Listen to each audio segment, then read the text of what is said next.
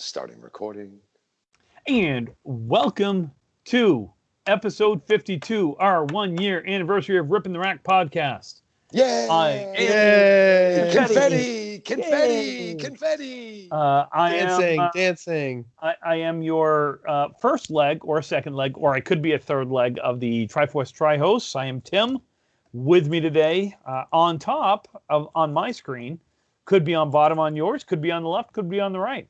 One, Mr. Brian Athern. Brian, how are you, buddy? Good. How are you doing, Tim? Welcome back from beautiful Las Vegas, or Lost Wages. Saw what He's you a did dad. there. He can do dad jokes now. I can. And we got 3 dads here, so this is dad joke hell for anybody that's listening right now. And our third leg, arguably the most important leg of a Triforce, is a third leg. Mm-hmm. I appreciate Mr. Marky Pens. What's up, boys? Great to be back. This beautiful 1 year anniversary of Ripping the Rack. Let's get her going here. But first. Hey. Oh, go ahead, Marky. Dad joke. What did the oceans say to the sand? Quit being a beach. My 8-year-old daughter told me that joke last night, and I have not laughed harder. So anyway, it's great to be here on Ripping the Rack, boys. How you guys doing tonight? Ah, God. Hey, so again, a viewer of the show here at in Rockport knows we are wrestling fans as well, and said that Marky and I should go as Demolition for Halloween, and Tim should go as Fuji from Demolition. Yo, I'm all about that. You be Axe, I'll be Smash. Can you imagine Tim? Demolition! With a bowler hat on, that little. You need the bowler. little face paint. You need the red face paint, like the wings over your eyes and shit. You need tux with the cane. Yeah. And me and you need to eat a lot of red Jolly Ranchers so we can go. Yeah. Oh, that's fun. You gotta have a boombox though, so you can play the Demolition music as you walk down the street. Absolutely. Oh my God, that's actually off the rails. Here we go. It's already off the rails, baby. It's our 1 year anniversary. It is. So we started this in the Ripping the Rack studio, also known as Brian's basement. In the long ago, it seems. In the long ago, we started this in Brian's basement, and then we did an episode at Bangor Brewer Bowling Center. Mm-hmm. We taped an episode there that was off the rails, and then we had the what'd you call the big cat Tim's Wildlife and Big Cat Sanctuary. Yeah, basically it was out on my big deck. It's your moderately sized deck. Oh, that's right. I'm sorry. It looked bigger in pictures. Hey, your deck's not that big, all right? No, moderately sized. Stop bragging about your big deck. Yeah, moderately sized. Stop being a beach. Yeah, so we taped it there, and then we went remote since then and added a tri-leg. Yes. Added our third leg, Marky. I mean, it's been also we went from one episode a week that we would go for an hour to an hour and a half. Mm-hmm.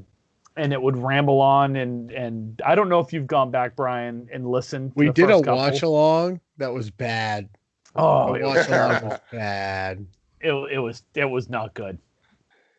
It wasn't one good. of the first. Did you watch one of the first episodes you ever did, or when did you go back? The Charlie interview sounds horrible. It's a good interview, but it sounds. It was horrible. a great interview, but it sounds like shit.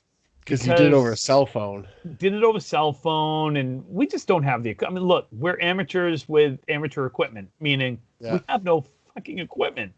Everything, right. It's not like we've got major studios behind us, Right. So, yeah, I actually went back on the flight out to Vegas and listened and / watched like the first couple.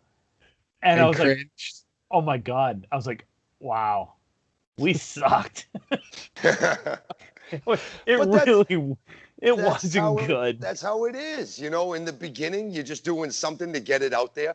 You know, like on the other channel that Brian and I do with Johnny Steiner over on the Dudes and Belts, that started with just John and I in his like bedroom, practically an extra room, sliding this stupid microphone back and forth, just like talking about wrestling. And it's the cringiest, worst thing we ever did, but we had to do something to get it off the ground. Everybody, if you got a dream and you got an idea to do a show about something, just do it. As you go, you'll make it better and better. Yeah. And it just takes time to get there. You got to find your niche, you got to find your way, and then just kind of take it and run from there. This show has gotten a lot better. The Dudes and Belts show that we do on John's channel has gotten 1,000 times better. Like, And the we're more we going do to these Colorado. things, right? Exactly. You know what I mean? What started as two idiots in a bedroom talking about wrestling is now like basically 6 idiots sitting around talking about wrestling every week. You know, and it's fun. And it's really fun. So if anybody has a dream, or if this is what you want to do, you like podcasting. I got a friend of mine that was podcasting just because he loved the Boston Bruins, right? He used to have a bunch of his friends over his house. He had a little get up in his room. Now he's doing press work for the Baby Bees down in Providence. That's cool. He's one of the, he gets the press pass, and he's at every game. He gets to go to the Garden sometimes, and like if a guy gets called up, he gets to go to the Garden and watch the game and see the new kid that came up and write a big article on him. Check it out, Black and Gold Hockey Podcast. It's all about the Boston Bruins. My good friend, I've listened to that before. I've listened to that before. Yeah. My good buddy, Mark Allred, runs that place. He used to come in here and bowl all the time. He used to come in here and chill. That is so cool. Good buddy That's of mine. very cool. That's the American dream. If I was going to do a sports, well, bowling is a sport. Yes, it is. Newsflash, it is a sport. Yes, it is. Damn straight. If I was going to do a major top 4 sport, a podcast on it, I would either do the Red Sox or the Bruins. Mm-hmm. The problem is there's a fucking ton of them out there. Yeah. So you just got to separate and be better. Right. If it's what you want to do, you got to do something that nobody else is doing. Right. So, I mean, when I decided that I was going to do a podcast, and then I approached Brian with, hey, I have this idea. And he looked and he goes, huh, I've had that idea too. I was like, well, let's have this idea together. Yeah. And I mean, we even sometimes like each other. So yeah, sometimes he was my boss. So, you know, well, that damaged that part of the relationship. But, you know, even when we sit and we talk here before. Real quick, just, I mean, that is something that Tim and I have always been able to do. And it's a weird thing. Like, he has written me up before, and we have gone and played golf that afternoon. It's something we can do. We can separate work from the outside shit, and it just works for us. Because he knows it wasn't personal. I either earned it or it was something stupid that he had to do. Yeah. But no, I look, I'm excited that we made it a year. You know, honestly, when we first started, did I know if we'd make it a year? I had no idea.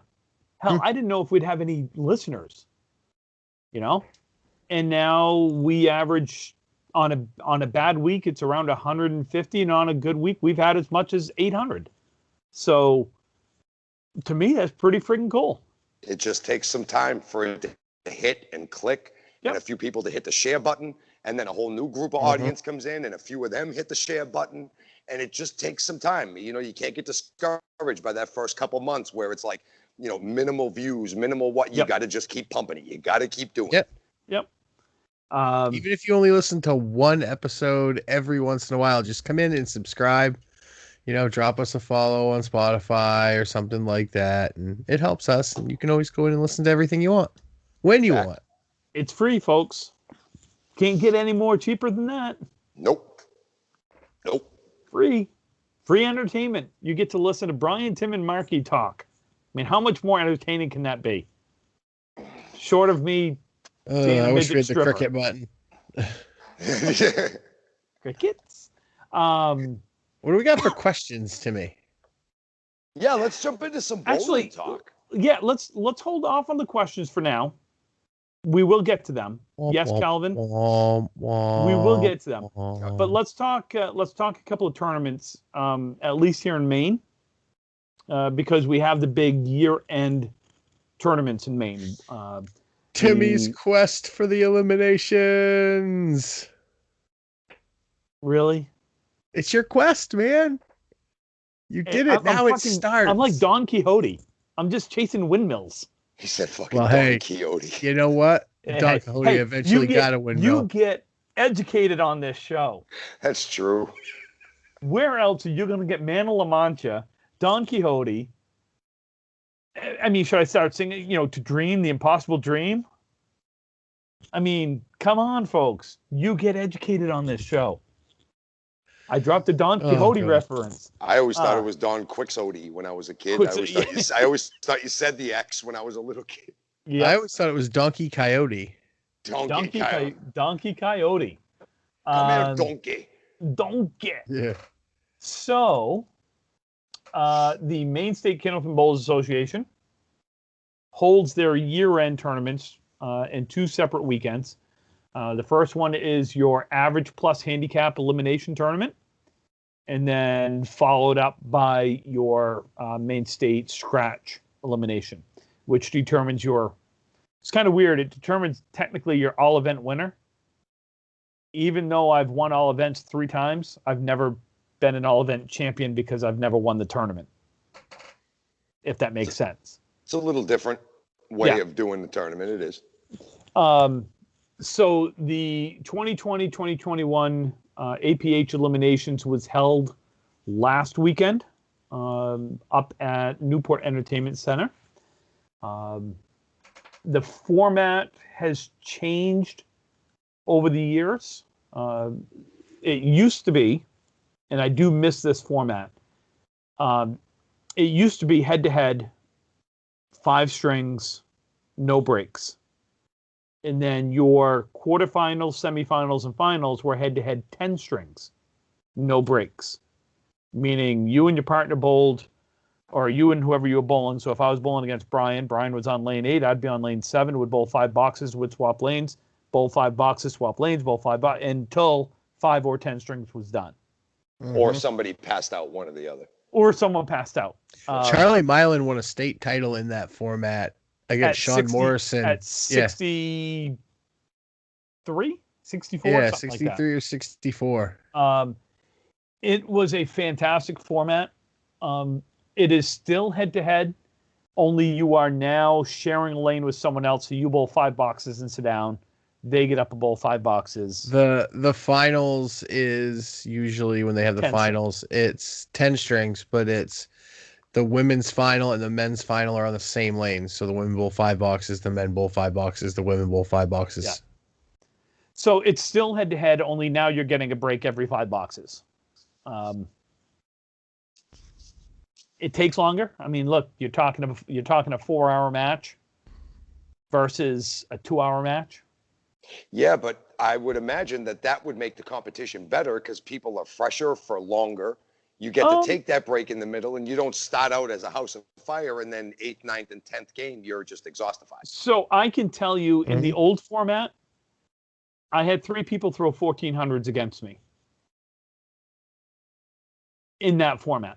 Because you just get hot and you don't ever take a break. You just in a rhythm and you can just go. Jim Singleton went 1450 against me. I mean, I had no chance in hell. And probably never missed a single in the whole time. I don't even remember. All I know is I lost by 150 pounds. I didn't bowl bad. I went like 1280. And got buried. And lost by 170 pins. I'm pretty sure my first eliminations that I ever bowled in, Al Nelson went 1400. I think that was against me that he did his 1400. I miss it. It was fun. It sucked. It was tough, because this is back-to-back days. Now back then, it was 2 weekends, meaning the first Saturday was like your first round. Then you bowled Sunday, and if you won, you bowled the next quarterfinals. Yeah, the quarterfinals was Sunday, and then your semis was Saturday, and then so it was over 2 weekends. So anyway, long story short, the congratulations to Danielle Anderson. She came in as the number 11 seed for the women. She ended up beating Bev Simpson, who was the number 5 seed, 1381 to 1332. Good bowling, ladies. They had some very good bowling. Vanessa Huff had a great run. She started as a number 9 seed, went 7:34 to beat Teresa Jack, and then she turned around and bowled the number 1 seed, Brianna Bodman, and went 7. I can't tell if that's 7:05 or 7:85. I don't know. And then she lost with a 692 in the semifinals. Wow. Good bowl, Vanessa. That's serious bowling right there. Yep. Yeah. Again, Danny Anderson came in as the 11 seed, beat Renee McKinney 692 to 649. Turn around and beat Jen Denault 707 to 674. And then beat the number 2 seed, Alicia Richards, 697 to 691. Close match. So, again, it's tough bowling, but congratulations, Danielle Anderson, on winning the main ladies state APH Elimination Championship. Absolutely.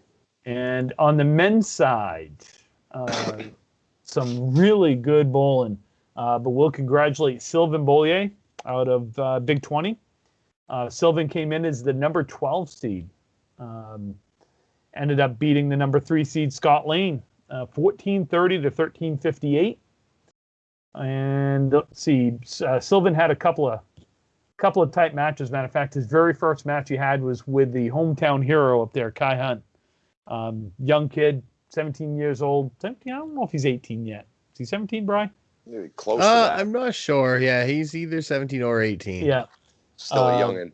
Still youngin'. 6-7, they tied 6-7 at 6-7. He had to have a 1-string roll off. Sylvain went 133 to Kai's 128. Moved on to face the number 4 seed Matt Weber, beat him, and then had another close one against the number 9 seed who knocked off the number 1 seed Mark Smith, John Cross. John, who is also, if I'm not mistaken, doesn't he run Newport?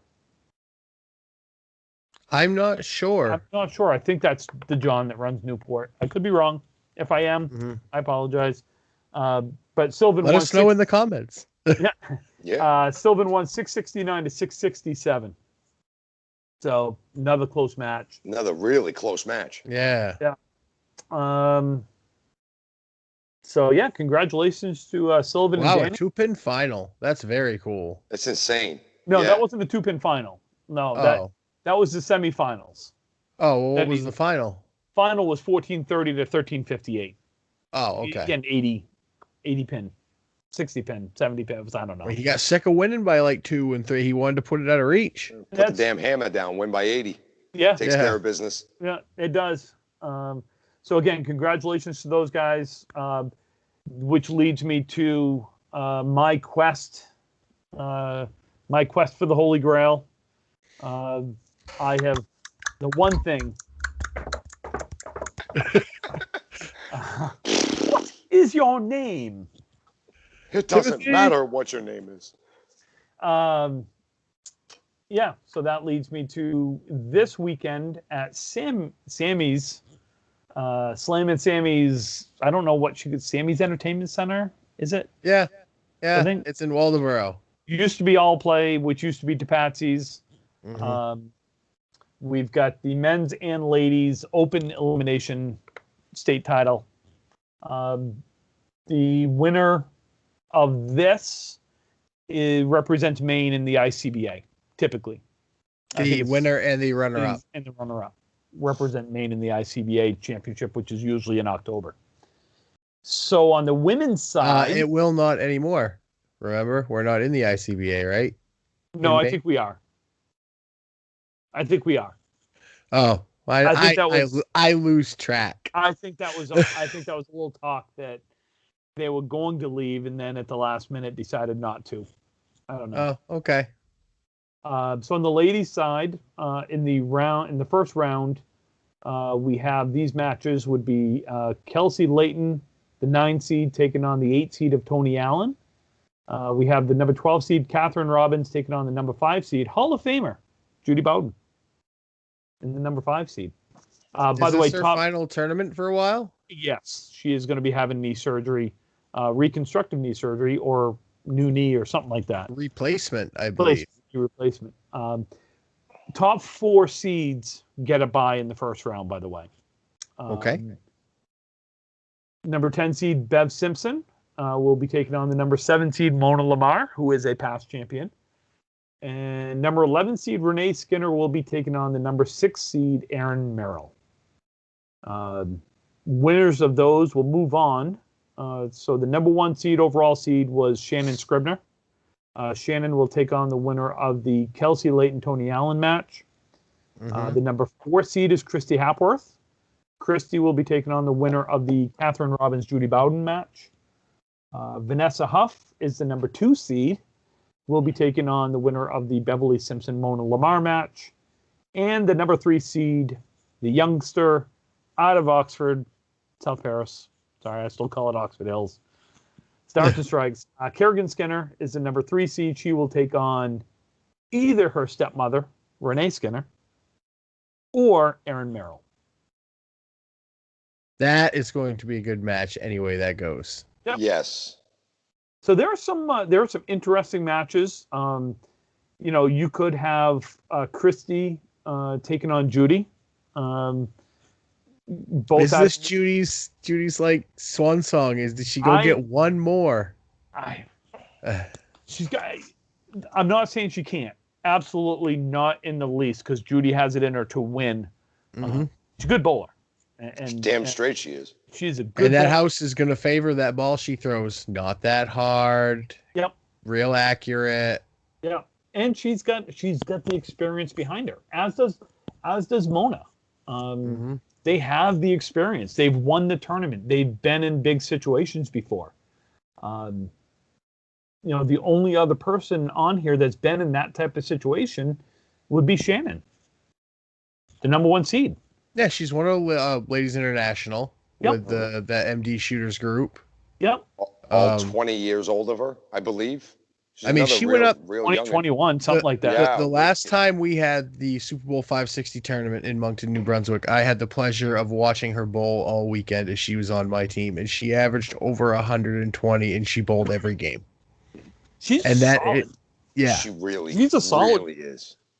Excuse me. There is, and by the way, I'd be remiss to say Erin Merrill could do it as well. Erin has won a couple of big tournaments. She's won the Can-Am before. True. And she has won the international mixed doubles with yours truly. And I will say, Erin, when it gets into the playoffs, is a different bowler. Something clicks. And I don't know what it is. She just has that second gear. So it's a competitive nature. She loves to compete. Yes. So you've got some potential here for some number one, you got potential for some big scores. Tough house. So I don't know how that's going to translate with the scores. But better bowlers. You put great bowlers even in a tough house. They're still hitting more objects than most. They're still playing their woods better than most. They can still pull some decent scores even out of a tough house. They may not be explosively huge, but all those ladies that you just mentioned right there know exactly every little tiny bit of this game that you could possibly know in order to get up there and compete at the professional elite scratch level. Yep. So it's. I think real quick. I think you'll see a score discrepancy greater on the men's side than the women's side, average wise, just because that the house favors a softer ball. You get more stuff to stay on the plate, typically in Waldoboro, than you do if you throw it hard. They typically blow straight back, and you don't leave a lot when you throw a hard ball like myself, or even Tim won't leave as many pins as he's used to. Right, because they'll all be back in the pit. Damn it! Yeah. Sorry. But what I'll be looking at will be the 7, 8, 10 with no wood. Right. You blew 7 of them off. I blew the deck, 7 of them right back in the pit. And then Timmy goes, "I wish I had 2 of those back." Come on back. No, there'll be some fun matches on that women's side. Some very competitive matches. Might make my way down. I am not going to make any predictions. Shannon, right now, I think Shannon's probably the prohibitive favorite just because of the way she's been bowling. But I don't think you can count out any of them. Nope. I really don't. No. And again, your round one, your quarterfinals, and your semifinals are 5 strings. Mm-hmm. They're not 10-string matches. So anything can happen in 5 strings. A 98 all of a sudden becomes a lot worse in 5 strings than it is in 10. Yes. Fact. Yep. So that will start 10 a.m. Saturday will be the first round. 12 o'clock on Saturday will be the second round. 3 o'clock on Saturday will be the semifinals. So to really make it through, you got to bowl 15 strings on Saturday, and then you'll have a 10-string match on Sunday. It's a lot of bowling in a weekend if you're coming from that first round. And I don't know what the COVID situation is like, but if you want to go watch, they have great food. I am 95% sure that you can go watch. Okay. That it'll be open. I think even at 50 people, if it's limited to 50, you still only have 24 bowlers. Right. Between men and women. So that should be again, there's some chances for some fireworks on that women's side. Mm-hmm. Should be a lot of fun.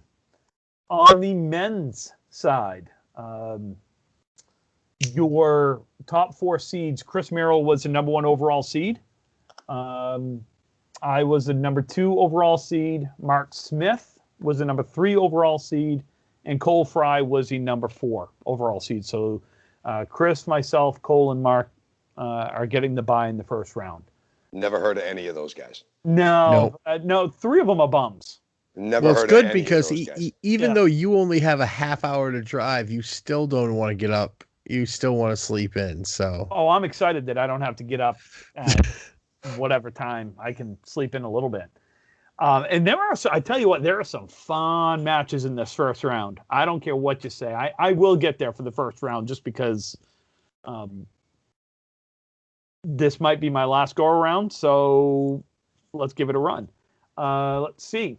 Can I play Chariots of Fire behind you when you come in? Can you? That would be awesome. And I'll come in. I'll come in slow motion. Yeah. Wait, doing that. Take a sip of your coffee in slow mo. So your number 8 seed, Richard Beveridge Jr., will be taking on his good friend, number 9 seed, Mark Webber. So you've got good friends going against. Cool thing. Can I drop a real quick line about Richard Beveridge? So I coached him years ago when he was bowling down at the Woburn Bowlerdrome Kids League a long time ago. Yep. He was one of my favorite dudes to mess around with. Like, he was a good bowler, but he had a fun. He used to hang out with the adults a lot, and he would sit there and be one of the quickest wit guys, like, about the whole thing. His old man was a great dude. He used to come and watch him bowl every Saturday morning. We used to be really good friends. Kind of lost touch over the last few years, but I'm really glad he's still bowling and making noise and stuff like this. He bowls in our house. He bowls in our house at Oakland every Park. week. Yeah, matter of fact, he was on our state.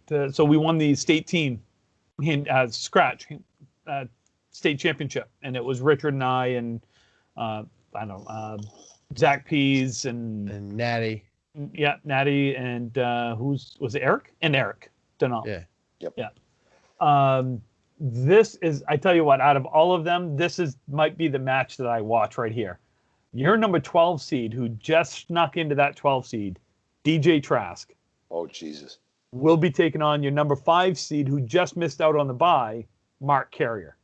Oh, Jesus. That's going to be such a good... We got to go live on that one. Someone needs that match live. I tell you what, that's going to be... I mean, Mark, right now, and I'll give Mark's throwing a good ball right now. That's mm-hmm. DJ's one of those sneaky good bowlers, though. He really, especially in the morning. Is. Yep. For the most part in the morning. Yeah. Yes. He was the number 1. Wasn't he the number 1 seed in the 2018? He was the number 1 seed in the knockout, and he went to the quarterfinals. He lost to one of the twins. Yeah, he did. That's right. So DJ against Mark, your 5 and 12. Your number 10 seed is Matt Huff. Will be taking on your number 7 seed Zach Skinner. Again, another good match. Matt Huff, former knockout champion. Two different styles of bowling. Matt is very methodical. He's got a way about him. Zach is a what I would call a power bowler. You know, more emotional, a power bowler. Two different styles. Should be a fun match. And then your number 6 seed Doug Smith will be taking on your number 11 seed Corey Cooper. Both bowling out of Stars and Strikes. They know each other. They're friends. Doug's ball at that house should be interesting. I feel really bad for the backdrop because there's going to be a lot of pins just driven straight back into it a lot. Yep. Marky, I mean, Dougie throws a good ball, but it's hard. And if it's Boy full, throws it so hard. Yeah. And Corey doesn't throw it easy. Like he doesn't have. Yeah, but Corey has more rotation on his bowling ball. That's the key. Yep. So there are some really good matches in the first round. Your second round, you have the winner of the Mark Webber Richard Beveridge match will take your number 1 seed Chris Merrill. Will take on Chris. Good luck to them. Everybody, you got a bowl. Yep. Right. That's the only thing I can say is Chris is a great bowler. I'm not saying anything about his talent as a bowler. But you got to bowl. You can't. You're not being handed this tournament. And people on the internet on Facebook want to hand the tournaments to Chris because of how well he's bowled. I've been there. Before the internet. I'm sure most of the people on Facebook that want to hand the tournament over are people that aren't in the tournament anymore. So to be honest, that opinion is kind of moot. And that's why games are played inside of bowling alleys and not played on paper or on Facebook posts. And if you want your opinion heard, you get a podcast. Fact. A post don't do it anymore. Yeah, you gotta get a podcast. The winner. What is it? Modern problems call for modern solutions. Modern solutions. Again, Richard and Mark, the winner of that will take on Chris. Again, either one should be a good match. They're both good bowlers. And again, Chris is a great bowler. Do not take anything that I say differently than that. It'll be 2 different matches for Chris. It'll be 2 different matches for Chris. Yeah. If it's Mark is a power bowler. Mm-hmm. And Richard is a more steady bowler. The swings that Mark has is bigger, which makes him dangerous in a 5-string match. It all depends. Is the swing going to happen in the halfway through the 3rd string, and all of a sudden he goes, 410 his last 3 strings, and you're like, uh-oh, I only bowled like 360, which was good, but I lost. Right. So, I could let's face it, I could break down all of these matches. Brian, Marky, you could break down them all, just like I do. None of these matches, none of them are easy matches. I've learned my lesson a long, long time ago. There are no easy matches. No, there are not. Never. Nope. We've all done it in the Worlds. Every single one of us. And if you say you've never overlooked a team, you're full of shit. You're full of shit. Bullshit. Yes. Happens every one year. Of us has overlooked a team, and we've gotten bitten in the fucking ass. And I will tell you, the first year that the Worlds was in Moncton, we were a Big 20, and we overlooked the fucking throw-together team of French Toast Mafia, and the boys took 6 off us, and we missed the fucking playoffs. Yep. French Toast. That's a long fucking 6-hour ride home. So anyway, getting back to this. French Toast Mafia. That was their team name, the French Toast Mafia. I know they were a bunch of young kids from Moncton. They got thrown in there because they needed an extra team. And you know what young kids, given the situation and the right motivation of money, what they can do. And they did it. Yep. So your next match, you've got the winner of the Mark Carrier DJ Trask match will take on your number 4 seed Cole Fry. That's interesting. Again, tough friggin' match for everyone. Mm-hmm. When I say there are no easy matches, I I'm looking at these going, there are no easy matches. None. Look, my first year that I bowled, I was a number 42 seed. Number 42. That's how many bowlers they had in this. I wasn't last, but I was number 42.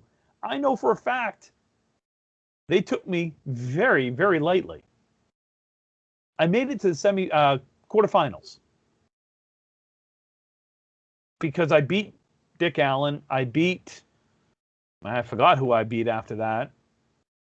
And then I beat Jerry Scott. Jerry Scott was the number 4 seed. I was a number 42 seed. No one knew who the hell I was. But you just come out of the cut and just go get it done because it's the time to go get it done. Yep. Right. So you just bowl. You just do whatever you can do, and if it's better than the guy you bowled, good job. There is no the only defense in the game of candlepin bowling and match is your best offense. Fact. Yes, and I don't care what anybody says that you can mess with the guy, you can push the button in his face. That's not defense. That's douchebaggery. Yeah. Yep. The well-timed marks are your only defense. Yep. Right. Exactly. Because that's how you win a mental game. If someone throws a hammer and like staring at a spread eagle, and then you make that eagle in their face, the hammer doesn't feel as good anymore as it used to for them. That is so true. Yep. That is so true. Yep. So Cole will take on the winner of the DJ Trustmark Carrier match. I am not making any predictions again for any of these matches. I refuse to do that. The words that express the words of Tim Matero are not those words of Ripping the Rack podcast. Or it's still. The winner of the Matt Huff Zach Skinner match will take on yours truly, Tim Matero. It's a 5-string match. I tell you right now, if I don't come out on fire against either one of them, I'll lose that match. Okay, Herm Edwards, we play to win the game. There is no other way to do that. I'm not going to win this match throwing a 580 or 600. No, probably not. You have to go 630 or better. Yep.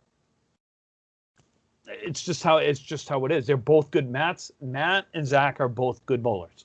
630 gives you a chance to win. Yep. In most 5-string matches, 630 gives me a chance to lose too, so I better bowl better than that. It's just my take. It's my take on it. I just if you bowl 740 and he bowls 741, you bowled really good. And I didn't lose. I got beat. At that point, that's the thing. Yep. That's the thing. Anytime you can leave the bowling alley, we all want to win. But anytime you leave and you know that you got beat rather than you lost, it's a very different feeling. Yep. It is a very different feeling. You could deal with getting beat. Dinner tastes different.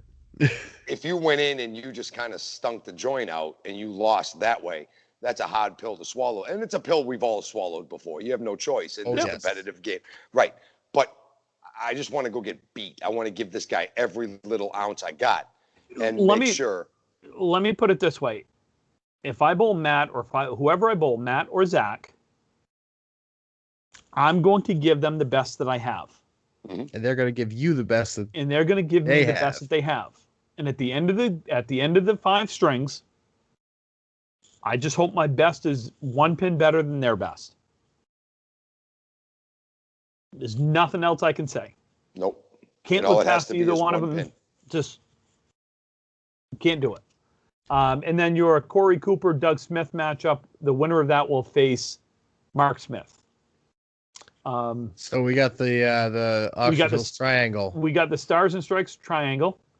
That will be interesting. I mean, if that's Doug and Mark, that will be very interesting. As will Corey and Mark. So like I said, it'll just like the women's, there's no clear cut. To me, there's no clear cut. You want to say Tim Matero. Come on, you want to say it. Look, we all know that I have confidence in my bowling. Every single person knows that I have confidence with my bowling in a match. I will always have the confidence. That's all I'm You going to should. You need it when you walk into a tournament like this. You can't just walk in and be like, oh, I hope. No. No, you have to walk in and look around and say, I'm winning today. And if I don't, it's because somebody beat me. But and shake the man's hand and walk away. Every single person, every guy in this has something to prove. Every single one of these guys has something to prove. The common element I found when I'm struggling is confidence. And it's when you look at a 9-drop and you're like, don't miss it. Instead of looking at it and going, all right, we make it, we move on, we hit the head pin again. Like when it becomes just a part of bowling, when you look at a 9-drop, okay, make this. Instead of like thinking, okay, don't miss it this way, there's a cap here. When you could just look at like a 9-drop and go, okay, I'll make it. You're bowling really good. Probably. Yep. Do I have as much confidence now as I did 10 years ago, 12 years ago, 15, I don't know. 10 years ago you should, because 10 years ago you were pretty horrible. 10 years ago, 2011. Yeah, I sucked. Yeah, that was the year that Kelly, the first year Kelly, my wife, ever bowled with us, and Tim had to stop halfway through because his back exploded and he just could not bowl anymore. He was down to bowl, and I think he bowled 5-10. And he was just looked at me and he went, not again, find somebody else. Yeah. I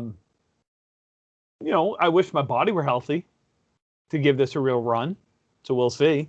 You just went to Vegas and had all that dry heat therapy, and probably got some stem cell injections while you were out there. Not once did my body hurt in Vegas. Stem cell. Did you get some stem cell research when you were out there? Did you do that blood centrifusion thing like Kobe had? No, we're not telling anyone about what happened in Vegas because that stays in Vegas. Except herpes, that will follow you forever. That shit will follow you forever.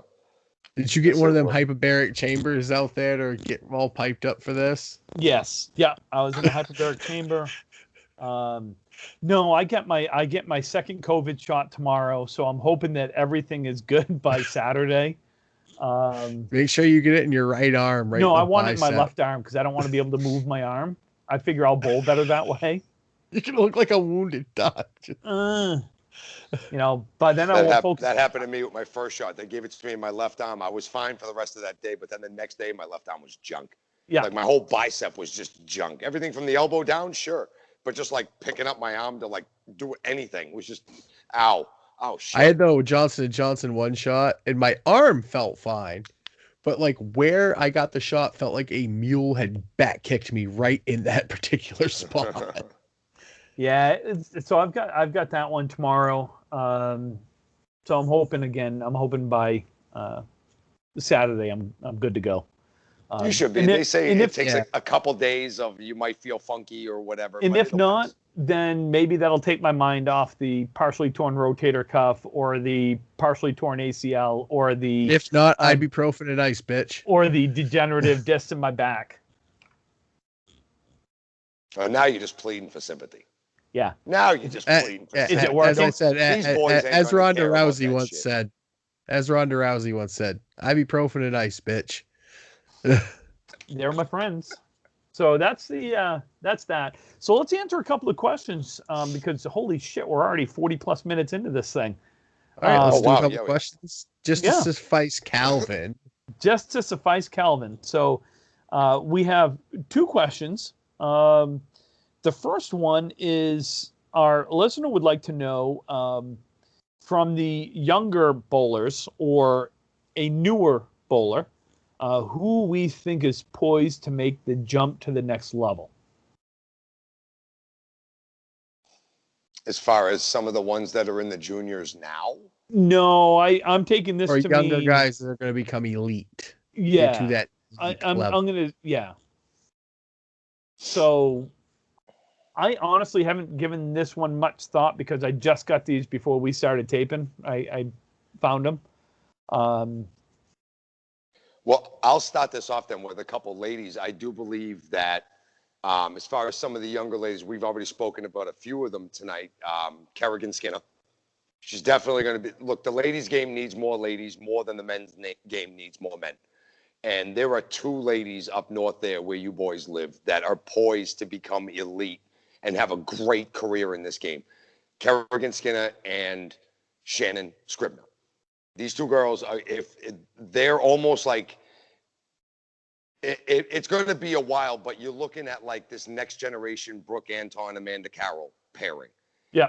If they stay around and if they stay in the game for the long term, these two could have their names on several trophies, and just keep winning tournaments and just create their own little dynasty for themselves. The women's game is hurting in every state. I firmly believe. I mean, we notice it at certain pro game tournaments and just in some of the leagues. We need more of these young women that are coming out and kicking ass. For the fellas, I'm just going to say it, and I know he's going to be listening to this. Mr. Josh Daly has himself one hell of an elite career in front of him. Mr. McGinty has one hell of an elite career in front of him. If he just stops thinking that life sucks after one bad ball. Please and thank you, Michael. I love you. I love you dearly. You've been on my pro team for the last couple of years, but bro, one ball don't mean shit. One game don't mean anything. You can back that up. You can fix those things, and that's what the best do. You don't let that one game eat you up. You just kind of put it past and you come to the next one. That's why they call it an average. It's not called an every time. It's called an average. And so, and it took a long time for all of us to learn those lessons. You know, anytime you find somebody who comes out, I think of a kid like Jonathan Boudreau when he came out years ago and just started, he forewent his last year of juniors and came up and just started annihilating the professional game. That is a rare diamond in the rough that comes up and is already mentally ready to take. Now, don't get me wrong. There was a few times that his youth kind of came out and, you know, people not really gave him any crap about it, but we used to laugh at it more often than anything. Yeah. But he matured very, very early. These other boys that are on their way up, they're on their way faster than maybe some of the other ones are. But these are some of these young guys that we need to come up and put these scores on. These are people who could be faces of generations. And they're proving it now, as young as they are, bowling and putting the numbers up that they are now. But once the maturity kicks in, once that like being able to shake off a bad box or a strike 2 5 box and not think that you have to go outside and flip your car over on 95, like you can just chill with that and don't worry about it. That comes with time, with experience, and just with the actual, like the know-how, the mentoring from some of the others, like we all got. Yeah. Now it's our turn to kind of give back. Right. Sometimes I still need to be told by somebody like, Mikey, just relax, just chill out. And I'm like, yeah, you're right. Let me just go for a smoke. I'll be fine. But back in the day, I would have flipped the ball rack over. You know, like it was just one of those things. But no, there's a few. There haven't been many who've come out lately. Austin Barnes is another one down around this way that has come out of the juniors. And the kid is a sponge. All right. He's already very good talent-wise. The kid has the gift. But as far as talking to him and listening to him, the kid is a sponge, taking in everything, listening to everybody, not just following one particular clique or one or two particular people. The kid just talks to everybody and listens from absolutely everybody and is so much farther along. I think he's also 21, 22, you know, or maybe a little bit young. He might even be younger than that. He might only be 20. But there's a few of them that have come out lately, at least around this way, that have the gift and are ready to go. In not necessarily age, but Joey Lister. He's come a long way pretty quickly. He just came out of nowhere. I mean, he's been around bowling and been good. This last year was a mega come out year for this kid. He was super sub up on the Friday Night League up at Lita. Yep. He was subbing for everybody and doing nothing but throwing 590 to 620 in a house where the rest of us are throwing 540 going, what the fuck just happened? Like we're looking around having no idea. Did I hit the headpin 25 times tonight or 40 times? Jesus. Lister's going out and murdering it. Lister made the finals up in Exeter for the high average roll-off that they always have. He bowled against Sean Baker in that final match. I think Baker ended up beating him. But, like, this kid has come out of nowhere this year and turned so many. I grabbed him real quick. He's on my mixed teams tournament in June. I wasn't letting anybody else grab him, and I don't want to bowl against him. Not in a high-pressure moment. The kid just takes pressure and eats it for breakfast. Yeah. But I think he's a little older. I think he's already on our side of 30. Well, that's okay. I'm just absolutely. I'm not taking this as necessarily an age thing as much as it's that I'm not going to call it a mid-tier bowler moving up to the elite level, but that's kind of what I'm looking at this question as is, who do you see as making that jump to the next level like that? Not that, but on the younger side, Cole Fry. Yeah. I mean, Cole's going to be elite. Yes, if he keeps this, I mean, he's been that way though. Remember watching him back on Candlepin Generation throwing 160 strings. Like, he just, as Mark says, he has the gift, and he's starting to understand what it takes mentally to bowl at the elite level. Yep. Mark Weber, up here in Maine. He's another one. The kid's only 21 years old. He's only won been a pro bowling, series. He's only been bowling for 4 years, I think, something like that. Wait, what? Yeah, he's only been bowling like 3 or 4 years. 5 at the most. He didn't come up through juniors and just trying to step into the adults? No, he was in the military, and he got here, and he worked at a bowling alley and figured it out, and he just loved it and just started bowling a lot. Yep. That's insane. I knew he was in the service. I had seen some pictures of him he had posted on Facebook and such, but I didn't know he just picked up a ball a few years ago. That's dirty. That's freaking dirty. Holy shit. Talk about the gift. On the women's side, I agree with you, Mark. I don't know down there really well from the moving up to the next level. I just don't know enough bowlers down there to really talk about who could do that. You see like someone like Laurie Lewis over the last couple of years. Actually, that's a great example. She has fit that mold massively. She was always good. Yep. But she bowled the league here at Riverwalk. She was bowling in the pro league. She, I believe, won the last ladies Chicha, the singles that they had. She has been out of her mind bowling well. She's a great kid. We hang out a lot, talk to her a lot. Oh, she's funny as hell. And all she does is hit the headpin with a first ball. Like she bowls, she doesn't throw a hard ball, but she's just so consistent. And that's the key to the game, kids. It's not the explosive and throw. It's the consistency, time after time, just hitting that headpin, hitting those up. She does that so well. And from a young standpoint, look, I'll add Maddie to this. Maddie Kelly. I don't see her needing to take a jump to the next level because I think she's already at the next level. Mm-hmm. On the women's side, yes. I look at that more of an age thing. She's still very only different. 22, 23 years old. Her blood, this game is in her blood as it is. I mean, her mother and father were fantastic bowlers. 2 of the best of all time. You could easily argue Bob and Marianne Kelly were both elite level bowlers. And she's like the perfect amalgam of both of them, the way they both throw the ball. It is insane. I love watching her bowl. Yeah. Oop, I almost dropped the damn iPad. Whoopsies. That would have sucked. So the last question is actually almost on the opposite side of that. They wanted to know who we think is poised to make a comeback, like someone that's maybe been on a downward slide, but has started to kind of make that move back up. Brian Athern. Again, more into that next level. I'm down with hearing about that, Brian Athern. How you been bowling lately? Because you were on the teams, you were in the Worlds, you were at all the tournaments. Like things were going good for you. Yeah, better. Lost a bunch of weight, hitting the headpin more.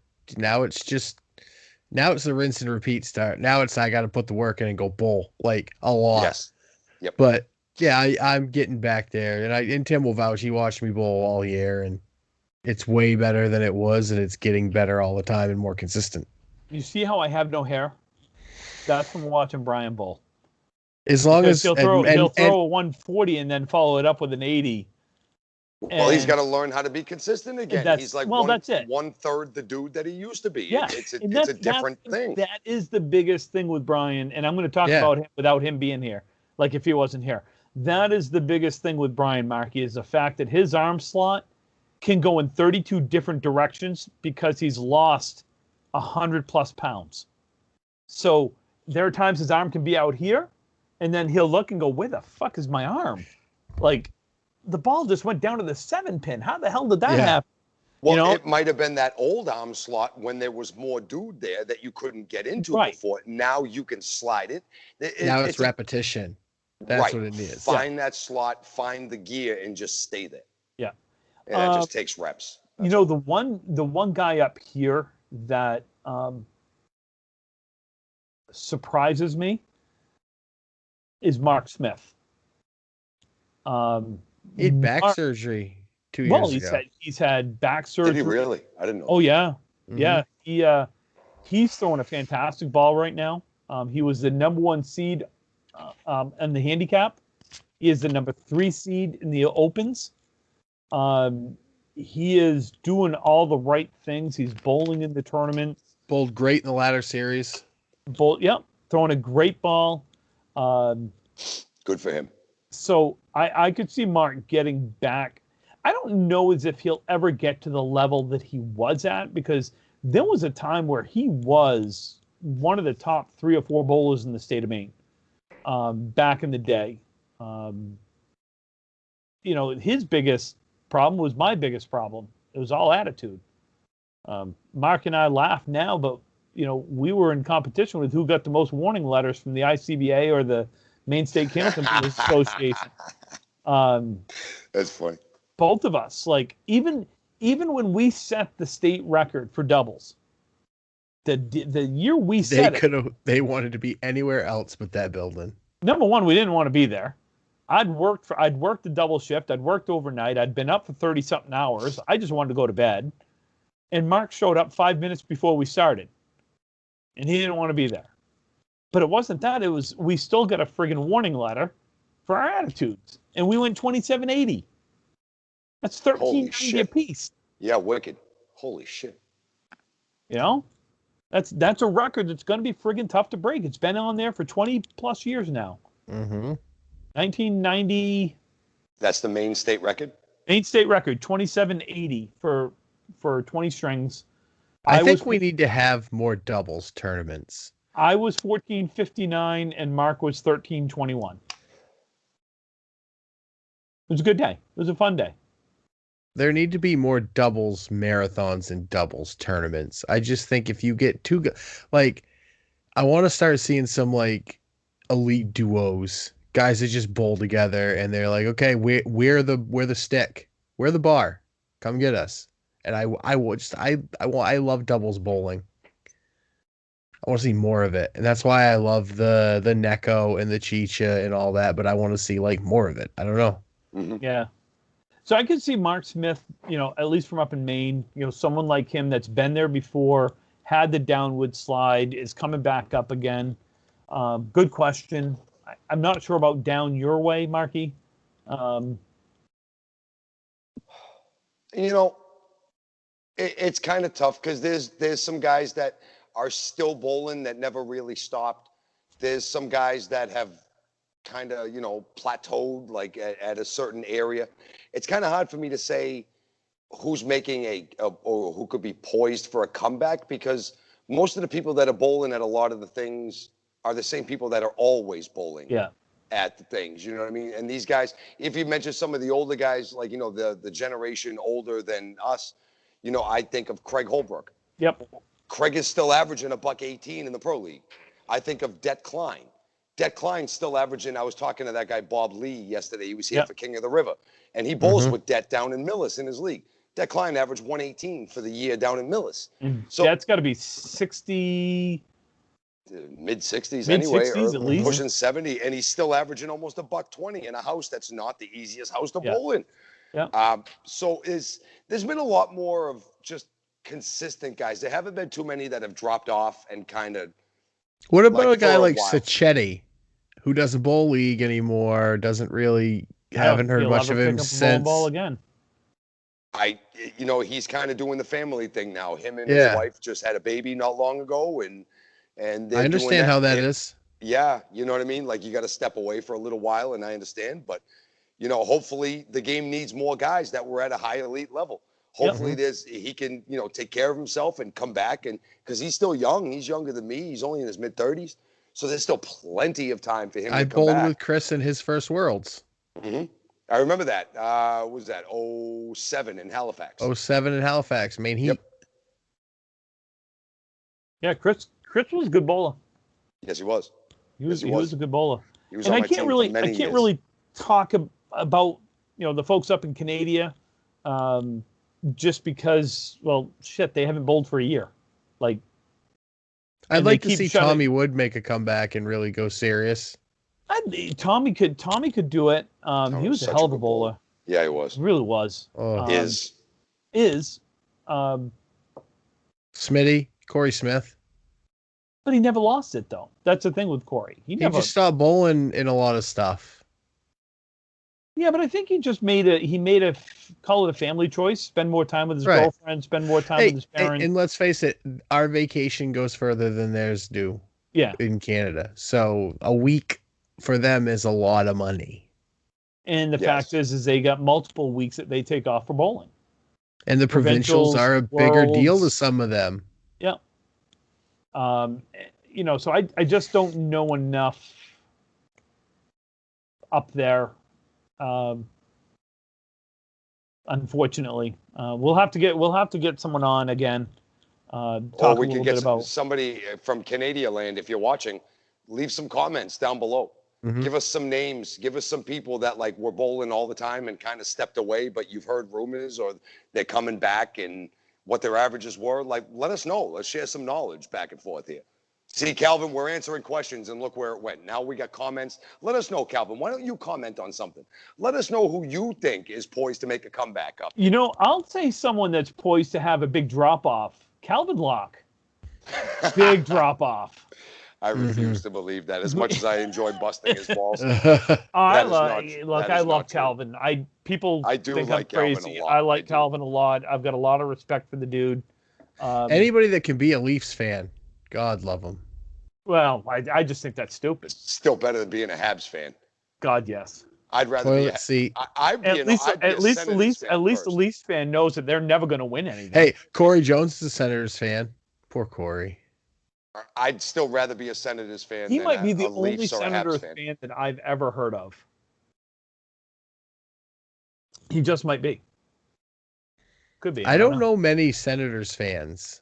Like Oilers fans, I don't know many Oilers fans either. Well, Oilers fans came out of the woodwork when Gretzky was, obviously and Messier and things like that. And now, of course, they're back in. Then they went away, and now the Pink Hats are back because of Connor McDavid. So, Connor McHockey. But hey, that's a topic for another day. For Friday.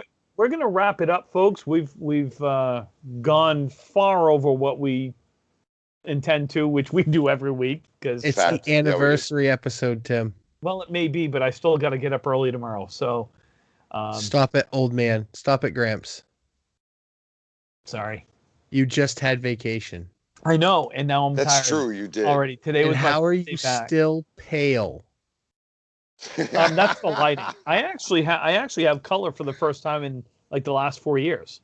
Dude, your legs are nuclear. Did you get my any legs are sun white. on them? Oh, trust me, my legs. I got burned one day, got a little bit of a sunburn, and by that night they were back to being white. It was like the weirdest thing. I swear to God, I'm like a fucking lobster. I go from you're white albino, dude. You're fucking albino. I just might be. I'm pretty sure I blinded most people at the pool when I went out. Took your shirt off and it was like a by big the fucking way, mirror.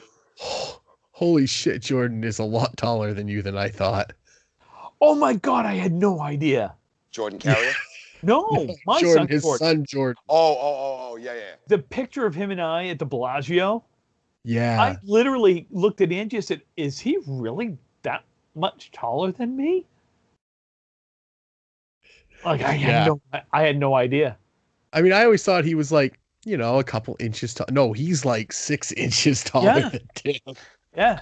He's like 5'10", 5'11", and I'm like 5'4", 5'5". Whatevs. Hot damn. So anyway, folks, please send us more questions. We will get to them eventually. Let's kick off season 2 right. Let's kick off season 2. Let's kick off season 2. Whatever. Okay. Season 2. Dun, dun, dun, dun, dun. Season 2. Dun, Anyway, dun, dun, dun. rippingtherackpodcast@gmail.com. You can find us on Facebook at Ripping the Rack Podcast. You can find us on Twitter at Ripping the Rack Podcast. Soon on Instagram at Ripping the Rack Podcast. Not on OnlyFans yet. No. Not Oh, yet. he said yet again. I think he has plans. ever. Oh no! Eventually, we're gonna be on. We're gonna be all over. We're gonna be like on player. Can we listen? If we're gonna do something like that, can we do Patreon before we get on OnlyFans? Yes, we can do Patreon first. Well, dude, OnlyFans isn't just like nudies and boobies and stuff like that. Like you could do anything. But most people attribute it. Listen, if you tell me Ric Flair's on OnlyFans, I'm not going there. But most people attribute it to nudies and boobies and everything else. Which isn't bad either. We support nudies and boobies. We do. Yes. But maybe not of Ripping the Rack podcast. No, because no one wants to see this. No. Would you want to pay money to see like Tim mowing the lawn shirtless? No, I'm not now. I look great as a pale white guy. What the hell? They're gonna think you're a solar flare. You're fucking solar flare. I'm Rick Solar Flair, bitches. You're fucking... Oh my God. Anyway, that just Brian, where else can they listen to us? Well, you can find more great entertainment like this on Spotify, iTunes, iHeartRadio, Google Podcasts, Anchor, Breaker, and everywhere else that you listen to us. Oh my God. I'm dying. I know Ric Flair, Rick Solar Flare. Rick Solar Flare. How is that not a meme? That has to be a meme somewhere on Google. That has to be. Fuller, you got to make it happen, buddy. Yeah. Oh my God. Oh, there's my guy for making a comeback. Brian Fuller. He didn't bowl this last year, really, because of Kate being pregnant, and he bowled the Pro League with us up in Leader Lanes. He bowls on Friday night. He didn't bowl much. He took a bunch of weeks off though, like I did. He and I took about the same amount of time. So he's my comeback kid. Yeah, that's my pick. So anyway, appreciate it as usual. Friday morning, ripping the rack. Don't remember what we're going to talk about, but we'll figure it out. I don't think we set a topic for that yet. All right. Well, it'll be a surprise topic. Yes, it will. So appreciate it, folks. Good times, boys.